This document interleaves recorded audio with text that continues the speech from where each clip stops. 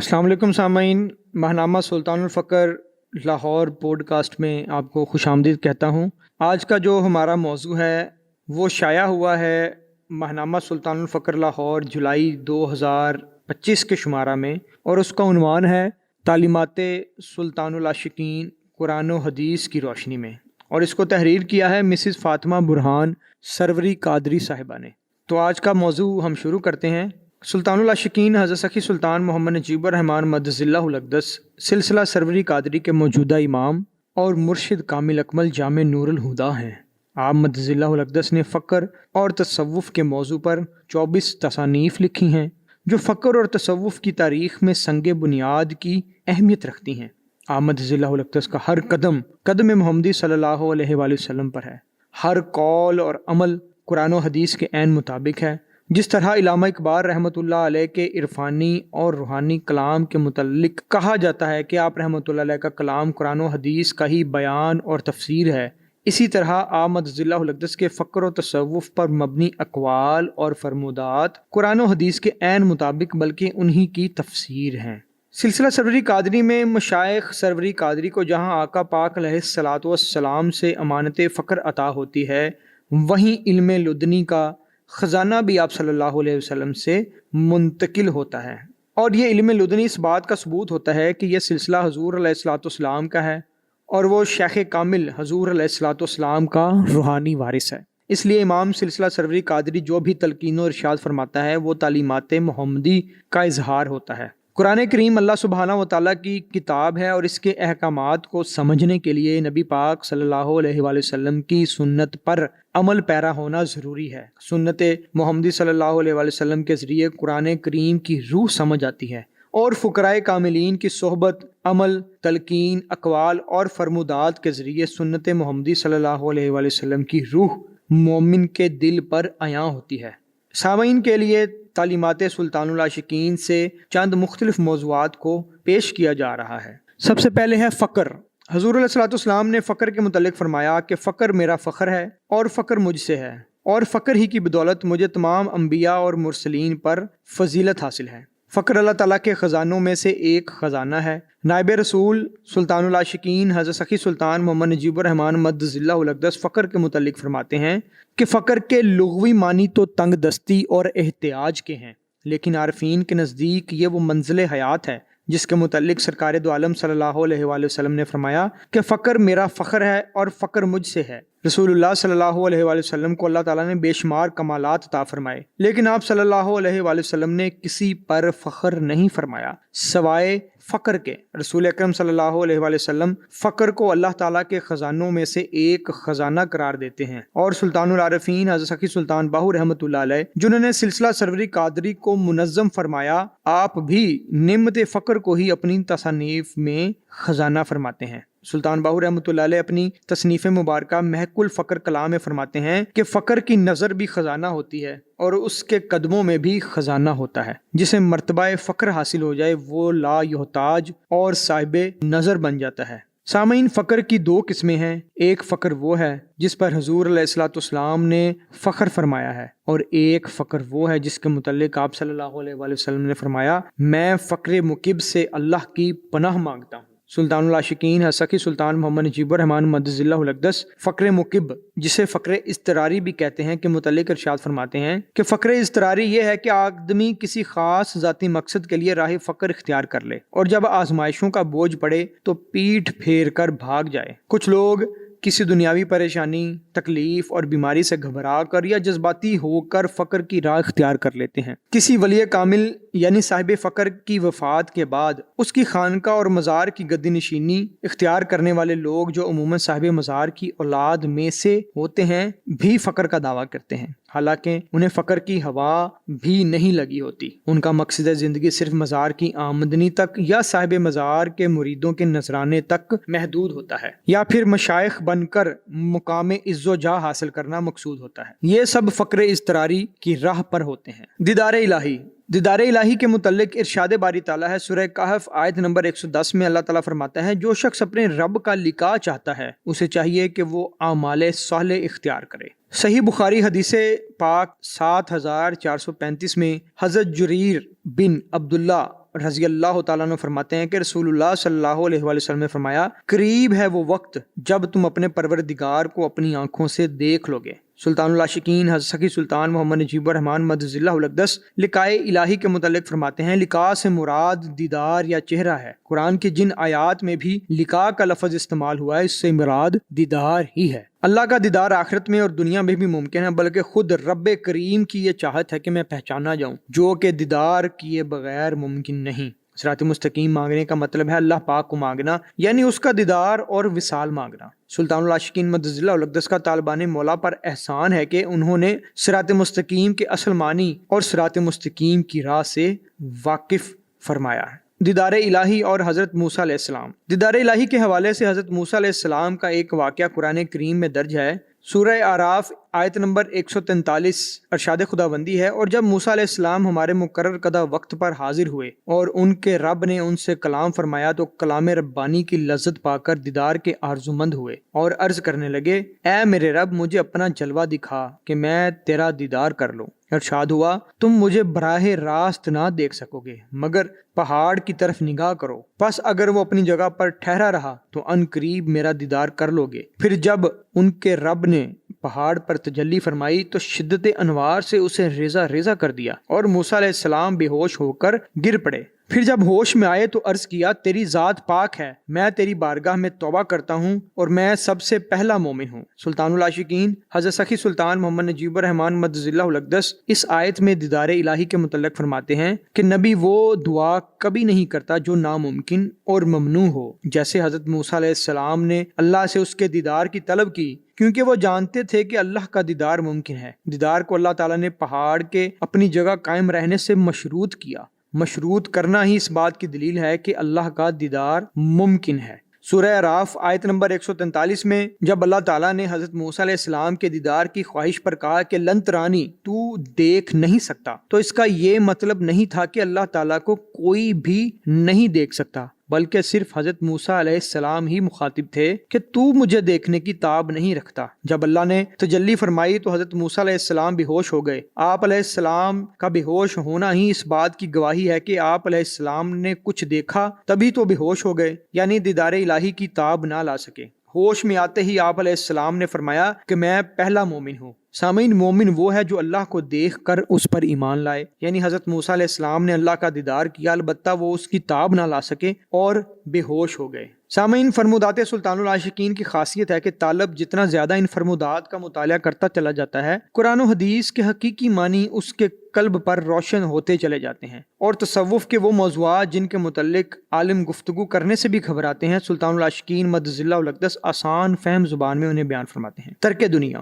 سورہ عنکبوت آیت نمبر 64 میں ارشاد باری تعالیٰ ہے، اور اے لوگو، یہ دنیا کی زندگی سوائے کھیل تماشے کے اور کچھ نہیں، اور حقیقت میں آخرت کا گھر ہی صحیح زندگی ہے، کاش وہ لوگ یہ راز جانتے ہوں۔ اسی طرح سورہ انعام آیت نمبر 32 میں ارشاد باری تعالیٰ ہے، اور دنیا کی زندگی کی عیش و عشرت کھیل اور تماشے کے سوا کچھ نہیں، اور یقیناً آخرت کا گھر ہی ان لوگوں کے لیے بہتر ہے جو تقوی اختیار کرتے ہیں۔ کیا تم یہ حقیقت نہیں سمجھتے؟ حضور علیہ الصلوۃ والسلام کا فرمان علی شانہ مشکات حدیث نمبر 5212 کہ دنیا کی محبت تمام برائیوں کی جڑ ہے۔ مذکورہ بالا قرآنی آیات اور حدیث سے یہ بات واضح ہوتی ہے کہ دنیاوی محبت ایمان کے لیے سب سے بڑا خطرہ ہے، لیکن اگر دنیا میں رہیں گے تو دنیا کی محبت ترک کیسے ہوگی؟ سلطان العاشقین سخی سلطان محمد نجیب الرحمن مدد اللہ الاقدس فرماتے ہیں، صوفیہ کرام کے فلسفہ کے مطابق ترک دنیا سے مراد ترک ہوس دنیا ہے، یعنی دنیا سے باطنی لا تعلقی کا نام ترک دنیا ہے۔ مزید یہ کہ ترک دنیا سے مراد دنیا کو چھوڑنا نہیں بلکہ اپنے باطن میں دنیا اور اس کی خواہشوں کو شکست دینا ہے، یعنی دل سے دنیا کی محبت نکال دی جائے، کیونکہ جب تک دل سے دنیا کی محبت نہیں نکلے گی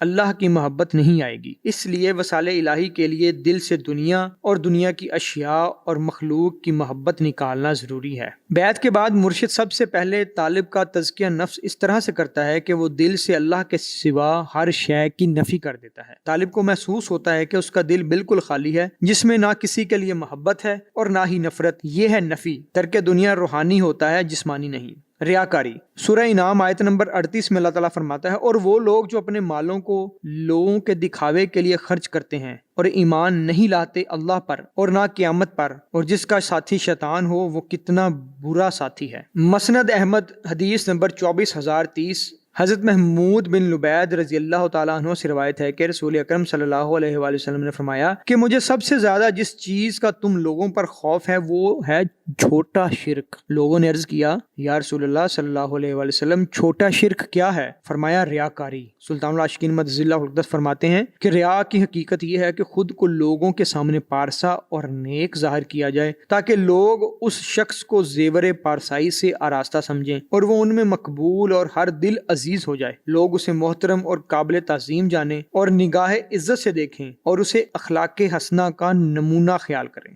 نفس امارہ، سورہ یوسف آیت نمبر 53 میں اللہ تعالیٰ فرماتا ہے بے شک نفس امارہ برائی کا امر کرتا ہے۔ سلطان العاشقین مدظ اللہ الاقدس فرماتے ہیں یہ نفس کفار، مشرکین، منافقین، فاسقین، طالب دنیا اور فاجر لوگوں کا ہوتا ہے۔ اگر اس کی اصلاح اور تربیت نہ کی جائے تو یہ اپنی سرکشی، بغاوت اور طغیانی میں ترقی کرتا ہے اور انسان سے حیوان، حیوان سے درندہ بلکہ مطلق شیطان بن جاتا ہے۔ نفس لوامہ، سورہ القیامہ آیت نمبر 1 اور 2 میں ارشاد باری تعالیٰ ہے خبردار میں قسم کھاتا ہوں روز قیامت کی اور نیز قسم کھاتا ہوں نفس لوامہ یعنی گناہوں پر ملامت کرنے والے نفس کی۔ سلطان الفقر ہفتم سلطان العاشقین مدظ اللہ الاقدس فرماتے ہیں کہ اگر نفس کی اصلاح اور نیک تربیت شروع ہو جائے تو وہ بتدریج اوصاف حمیدہ اختیار کرتا ہے اور باطن میں عالم ملکوت کی طرف ترقی کرتا ہے، جہاں نفس امارہ سے لوامہ ہو جاتا ہے۔ لوامہ کے معنی ہے ملامت کرنے والا، یعنی گناہ پر انسان کو اس کا نفس ملامت کرتا ہے اور پشیمانی دلاتا ہے۔ ایسے نفس کو موت، روز قیامت اور حساب کتاب وغیرہ ہر وقت یاد رہتا ہے۔ نفس ملہمہ، سورہ النازعات آیت نمبر 40 اور 41 میں ارشاد باری تعالیٰ ہے اور جو شخص اللہ کے روبرو حساب کے لیے کھڑا ہونے سے ڈرا اور اس نے اپنے نفس کو خواہشات نفسانی سے باز رکھا پس ایسے شخص کا ٹھکانہ بے شک بہشت ہے۔ انسان کامل سلطان العاشقین مدظ اللہ الاقدس فرماتے ہیں کہ جب نفس کا مزید تزکیہ ہوتا ہے تو وہ لوامہ سے ملہمہ ہو جاتا ہے اور ترقی کر کے عالم جبروت میں داخل ہو جاتا ہے۔ نفس ملہمہ گناہ کے ارتکاب سے پہلے انسان کو تائید غیبی سے الہام کرتا ہے کہ خبردار اللہ سے ڈرو، گناہ سے باز آ جاؤ۔ یہ الہام مختلف طریقوں سے ہوا کرتا ہے، بعض دفعہ انسان کو صحیح دلیل اور خیال کے ذریعے گناہ سے روکتا ہے، بعض کو غیب سے بے صوت و آواز القاء ہوتا ہے، بعض دفعہ خوفزدہ کیا جاتا ہے اور بعض دفعہ خواب کے ذریعے خبردار کیا جاتا ہے، جس سے انسان کے دل میں خوف خدا معجزن ہو جاتا ہے اور وہ گناہ سے باز آ جاتا ہے۔ نفس مطمئنہ، ارشاد باری تعالیٰ ہے سورہ یونس آیت نمبر 62 بے شک اولیاء اللہ کو نہ تو کوئی غم ہوتا ہے نہ کوئی خوف۔ سورۃ الفجر آیت نمبر 27 سے 30 میں ارشاد باری تعالیٰ ہے اے نفس مطمئنہ لوٹ اللہ کی طرف ایسی حالت میں کہ وہ تجھ سے راضی ہے اور تو اس سے راضی ہے، پس میرے بندگان خاص کے حلقہ میں شامل اور میری بہشت یعنی قرب و وصال میں داخل ہو جا۔ سلطان العاشقین مدظ اللہ الاقدس اس کے متعلق فرماتے ہیں کہ جب نفس باطن میں ترقی اور عروج حاصل کرتا ہے اور اس کا تزکیہ مکمل ہو جاتا ہے تو وہ عالم لاہوت میں پہنچ کر نفس مطمئنہ ہو جاتا ہے۔ گویا نفس اس ازلی راہزن شیطان سے نجات پا کر اپنی منزل حیات اور اپنے مقصود کو پا لیتا ہے اور دارالامن تک پہنچ جاتا ہے جو لا تخف ولا تحزن یعنی خوف و غم سے امن کا مقام ہے۔ نفس امارہ دنیا دار لوگوں کا ہوتا ہے، نفس لوامہ طریقت والوں کا ہوتا ہے، نفس ملہمہ حقیقت والوں کا ہوتا ہے اور نفس مطمئنہ معرفت الہی پر پہنچ جانے والوں کا ہوتا ہے۔ حسد، سورہ بنی اسرائیل آیت 61 اور 62 میں ارشاد باری تعالیٰ ہے اور جب ہم نے آدم علیہ السلام کو سجدہ کرنے کے لیے فرشتوں کو حکم دیا تو ابلیس کے علاوہ سب نے سجدہ کیا، کہنے لگا میں اسے سجدہ کروں جسے تو نے مٹی سے پیدا کیا؟ اس نے پھر کہا کہ یہ وہی ہے جسے تو نے مجھ پر فضیلت دی ہے، اگر تو مجھے قیامت تک مہلت دیتا تو میں چند لوگوں کے سوا اس کی تمام اولاد کو بہکاتا رہوں گا۔ سورہ المائدہ آیت نمبر 27 ارشاد باری تعالیٰ ہے اے بنی مکرم آپ انہیں آدم علیہ السلام کے 2 بیٹوں حابیل اور قابیل کی خبر سنائیں جو بالکل سچی ہے۔ جب دونوں نے اللہ کے حضور قربانی پیش کی تو ایک یعنی حابیل کی قربانی اللہ کی بارگاہ میں قبول ہوئی اور ایک یعنی قابیل کی نہ ہوئی، تو اس قابیل نے حابیل سے حسدن اور انتقاماً کہا میں تجھے ضرور قتل کروں گا۔ اس حابیل نے کہا کہ بے شک اللہ تعالیٰ پرہیزگاروں سے ہی قربانی یعنی نیاز قبول فرماتا ہے۔ سلطان العاشقین مدظ اللہ الاقدس فرماتے ہیں کہ حسد وجود میں آنے والی پہلی بیماری اور گناہ ہے جس کا اظہار سب سے پہلے آسمان پر شیطان لعین نے کیا۔ اس نے حضرت آدم علیہ السلام سے حسد کیا کہ ان کو خلافت الہیہ کیوں ملی، اسی وجہ سے سرکش ہوا اور نافرمان ہو کر سجدہ نہ کیا، پس راندہ درگاہ ہوا اور فرشتوں کے استاد عزازیل کے درجے سے گر کر ابلیس اور شیطان بن گیا اور پہلا حاسد کہلایا۔ پہلے دو گناہ ایک آسمان پر اور ایک زمین پر حسد کی وجہ سے ہوئے۔ اللہ نے جب حضرت آدم علیہ السلام کو فضیلت عطا فرمائی اور ابلیس حسد کا شکار ہو گیا کہ جو فضیلت آدم کو ملی ہے وہ مجھے ملنی چاہیے، کیونکہ آدم علیہ السلام مٹی سے پیدا ہوئی اور میری تخلیق آگ سے ہوئی ہے۔ زمین پر پہلے گناہ کی بنیاد بھی حسد ہی تھا جب آدم علیہ السلام کے بیٹے قابیل نے اپنے بھائی حابیل کو قتل کیا۔ غصہ۔ ارشاد باری تعالیٰ ہے سورہ آل عمران آیت نمبر 134، جو اللہ کی راہ میں خوشحالی اور تنگی میں بھی خرچ کرتے ہیں اور غصے کو پی جاتے ہیں اور لوگوں سے درگزر کرتے ہیں، اور اللہ احسان کرنے والے سے محبت کرتا ہے۔